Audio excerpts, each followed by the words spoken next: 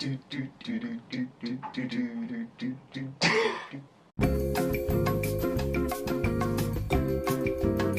and welcome to episode 2 of an irrelevant discussion. I'm just going to get a drink at the bar, Juana. And I am proof that there are accidents in fisting. SooFae, SooFierce. And this is an irrelevant discussion, Drag Race edition, episode 2. Ooh, see. So, episode 2. Yes, episode 2, and like right off the bat we got some serious like drama.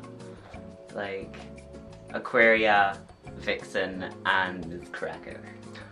I was absolutely living for the Vixen. Just being like, the Vixen will fight you. I loved it because like Aquaria just gave her little fluff like reply, which is like, oh yeah, well like some of the girls are talking about like just how similar like our makeup is, and the Vixen comes in and is just like, BITCH! I was literally sat there counting the veins in Aquaria's head popping out. I was absolutely... I know I said that I wasn't going to be here for any drama, but...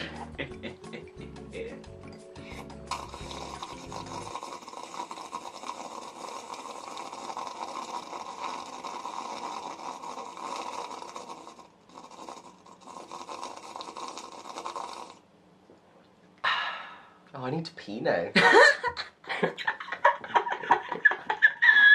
Also, can we take like a short second to note that my cup matches your fucked up fist? So, onto the mini challenge. The mini challenge, which was kind of like a weird one in the context of the episode. We had a little hoedown. Like, we know that like the Vixen and Asia won. Was there any like dancers that stood out to you in particular from the girls that didn't win the challenge? I liked that Blair St. Clair was dancing with one of the pit crew.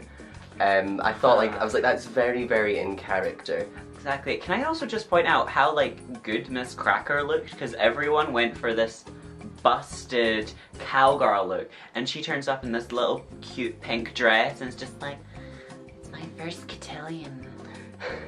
Vixen and Asia are the two winners of the mini challenge, which I think is justified. Like they kind of, I always, whenever you like see dancing mini challenges, it is always like the dance. It's very obvious who the winners are, like from the cream of the crop. So the Vixen and Asia are made team captains for the challenge, which is the Farmarusical. Farmarusical. Loves it. Loves it. When I heard the title of it, I was kind of expecting it to be a little bit more tongue-in-cheek than it was.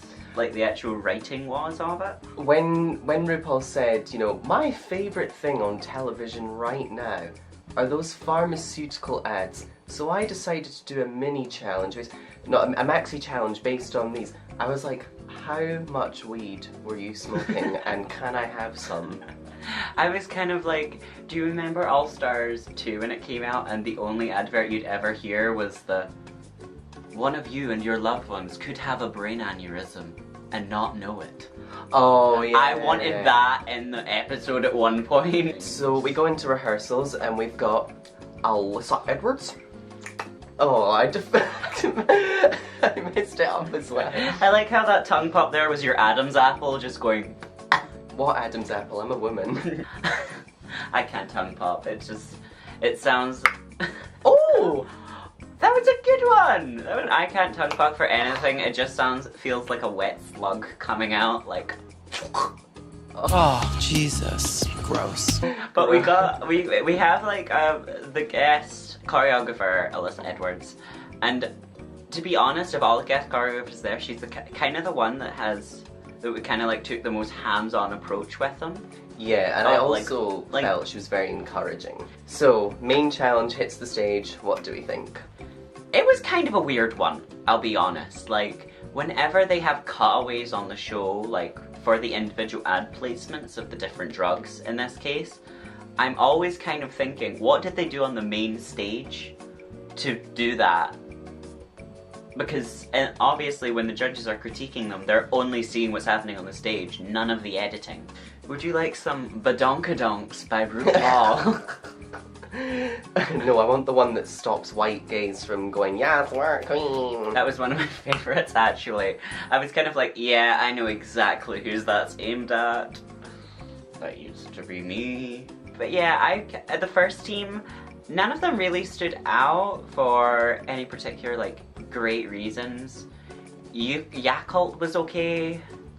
I'm just gonna call her Yakult from now on. And I really felt that Kit Kat Williams, she like sort of ran behind.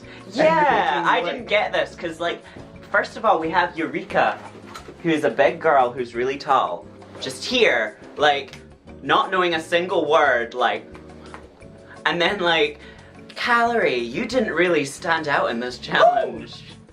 It's just like, yeah, because you couldn't see her. I'm a messy slut today. This is my second cup of coffee of the day. I'm on fire. It's my third cup of coffee, my second cigarette, and my first anal fissure. No! I feel this is a thing on Drag Race, that one of the mixes is always better for one team than the other. And in this case, it was the Vixens team that had the better mix.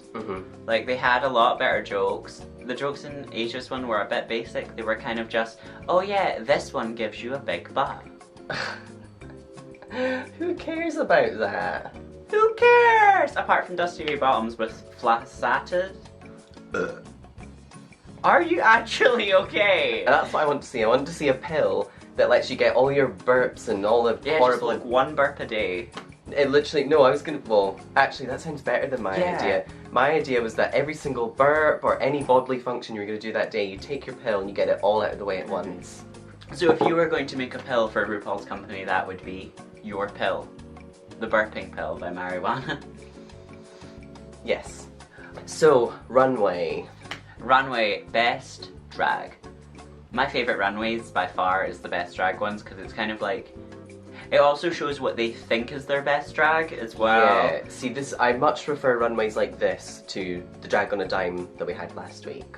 I really, really liked the Vixen's look. I thought it was absolutely gorgeous. The shape. See, I thought it was fire. You know what really stood out to me was Asia's. Because it was like, we've seen, I think it was mainly because last time we saw that ugly shade of pink was Peppermint's ugly shades of pink. Like, instead of 50 Shades of Grey, it's 69 shades of pink. I think my favourite look though from the runway had to be Aquaria's. And I feel like that's I loved like, Aquaria's. I feel like, you know, liking what Aquaria does is going to be the sort of, you know, basic bitch answer of the season, but it is undeniable that Aquaria has some of the best taste I've ever seen. What was your least favourite look on the runway? I didn't exactly have a least favourite. I more had like an item of clothing that was worn way too much within the episode and should not have been. She came out there in a fucking leotard. Like, why? Why? It's like, this is season 10. Your best drag's a leotard? Like, how many was it? We had Yakult, we had Carbology, Kit Kat. Then we had Eureka, and then she got complimented for saying she had the best leotard, and just be like, no! There is no best leotard! So, Vixen wins the challenge. Vixen wins. And we've got our bottom two, which are Kit Kat Williams and Eureka. I felt like Kit Kat. Kind of like, it was really good personality. Like, is a really good personality just in the challenges and things. She's happy to be there. Meanwhile, Eureka is kind of like scared to be there because she's been given a second chance and doesn't want to fuck it up. Yeah. And watching the lip sync, I feel like you could see both of that. But Calorie was happy to be here. She didn't want to go home because nobody wants to go home. No. But she was happy. She was happy that it was here. Meanwhile, Eureka, you could see like just behind the eyes that she was like, I cannot go home. I cannot go home. So what did you think of the lip sync? Because I was a little bit disappointed. I cannot lie, I was not paying a lot of attention. No. Because I was like, I know what's gonna happen. I know that. I knew Aaron's that gonna I knew that they would not send Eureka home unless she did something really, really bad. So the lip sync that we didn't watch or weren't paying attention to ends. The lip sync that never was. and Kit Kat is sent packing. Kit Kat is sent packing, and like, I kind of like felt for her a little bit just because nobody wants to go home. Morgan McMichael's just started a live video. Get in! Rock and roll, baby. This was kind of one of these challenges where It was fair. It was a fair judgment. I mean, we knew that Eureka was not going to go home. Mm-hmm. She was not going to be the one that goes home, just because she's worked so hard to get there and has been brought back. For her not to like get a full second chance is a little bit meh. I feel like if she lands on the bottom again, though, she's not going to be safe. No. And she does need to get out of that headspace of I can't be second guessing everything I'm done. Or what I'm doing. She needs to just basically just get on it. But I mean, it's getting to. I mean, I'm finding this season quite hard to predict. I mean, I don't know who's going next or for what reason. I feel like that as well. I feel like in previous seasons you can kind of like look at it and predict who's going to go as far as they are, and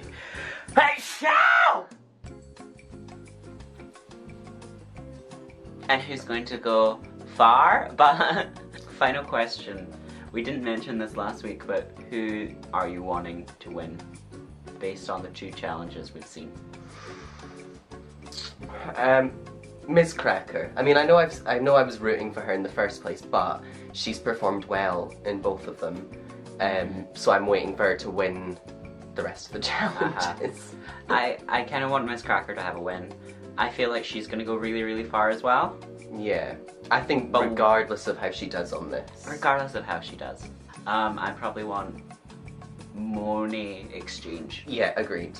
To win. That's my vote right now. I feel like she has so much more to show. Mm-hmm. And I don't want her to be judged for what she's currently done. And that's the show! Thank you for joining us for episode 2 of an irrelevant discussion. Drag Race edition. But in the spirit of Alyssa Edwards, Mary, I believe you're sitting on a secret. What is it? Breakfast. So join us again next week for an irrelevant discussion. Goodbye. Just the weakest link style. Okay. We stan Anne.